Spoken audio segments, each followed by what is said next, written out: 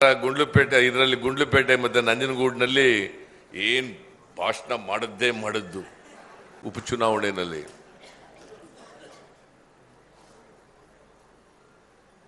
ಇದು ನನಗೂ ಸಿದ್ದರಾಮಯ್ಯನಿಗೂ ಇರ್ತಕ್ಕಂಥ ಯುದ್ಧ. ಇಲ್ಲಪ್ಪ, ನನಗೂ ನಿನಗೂ ಯಾಕೆ ಯುದ್ಧ ಆಯ್ತದೆ ಯಡಿಯೂರಪ್ಪ? ಇದು ಕಾಂಗ್ರೆಸ್ಗೂ ಬಿಜೆಪಿಗೂ ಇರ್ತಕ್ಕಂಥ ಯುದ್ಧ ಅಂತ ಹೇಳಿದ್ರೆ ಕೇಳಲೇವಲ್ಲ.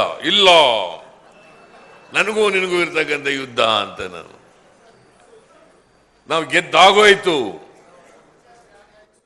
ವಿಜಯೋತ್ಸವ ಮಾಡಕ್ ಹೋಗ್ತಾ ಇದ್ದೀವಿ ನಾವು. ಈ ಚುನಾವಣೆಯ ಫಲಿತಾಂಶ ಮುಂದಿನ ಚುನಾವಣೆಗೆ 2018ರ ಚುನಾವಣೆಗೆ ದಿಕ್ಸೂಚಿ. ಏನು ಒಂದು ತಿಂಗಳು ಅಲ್ಲಿ ತಿಕಣ ಹಾಕಿ ಎಳದ್ದೇ ಎಳದ್ದು ಏನ್ ಹಳ್ಳಿಗಳಿಗೆ ಹೋಗೋದು. ಈ ಯಡಿಯೂರಪ್ಪ ಮುಖ್ಯಮಂತ್ರಿ ಆಗ್ಬೇಕಾದ್ರೆ,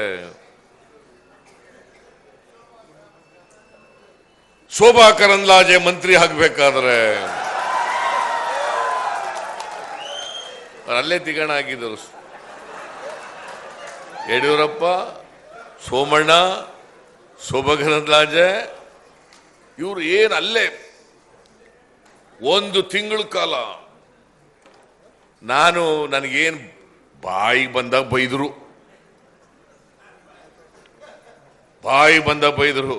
ನಾನು ಅದಕ್ಕೆ ಯಾವುದಕ್ಕೂ ಉತ್ತರ ಕೊಡಕ್ಕೆ ಹೋಗಲಿಲ್ಲ. ನಾವು ಜನಗಳ ಮುಂದೆ ಹೇಳೋದು, ಏನು ಹೇಳೋದು, ನೀವು ಆಶೀರ್ವಾದ ಮಾಡಿದ್ರಿ 2013ರಲ್ಲಿ. ನಾವು 4 ವರ್ಷಗಳಲ್ಲಿ ಇಷ್ಟೆಲ್ಲ ಕೆಲಸ ಮಾಡಿದ್ದೀವಿ. ನಾವು ಮಾಡಿರ್ತಕ್ಕಂಥ ಕೆಲಸಕ್ಕೆ ಕೂಲಿ ಕೊಡ್ರಪ್ಪ ಅಂತೇಳಿ ಕೇಳಿದೆ ಅಷ್ಟೇನೆ.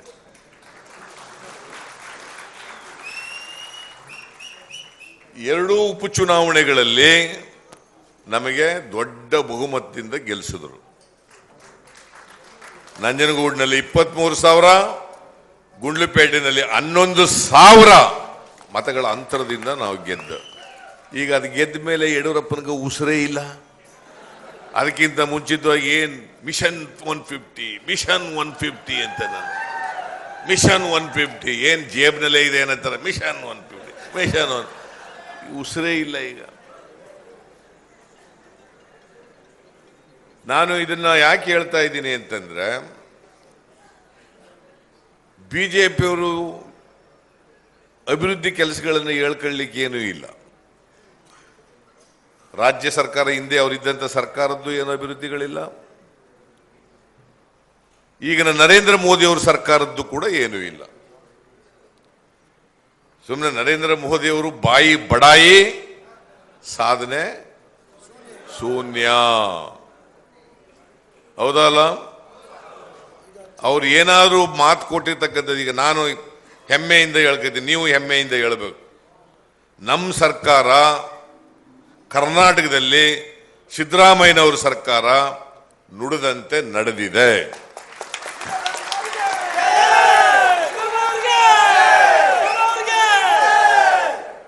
ಬಿಜೆಪಿ ಅವ್ರು ಹಂಗೆ ಹೇಳಕ್ಕಾಗ್ತದ?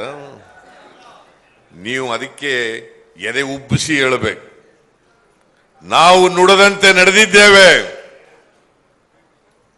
ಜನ ನಮಗೆ ಆಶೀರ್ವಾದ ಮತ್ತೆ ಮಾಡಿ ಅಂತ ಕೇಳ್ತಕ್ಕಂಥ ಮಾತನ್ನ ಅತ್ಯಂತ ಹೆಚ್ಚು ಆತ್ಮವಿಶ್ವಾಸದಿಂದ ನೀವೆಲ್ಲರೂ ಕೂಡ ಮಾಡಿದ್ರೆ ನಾವು ಮತ್ತೆ 100ಕ್ಕೆ 100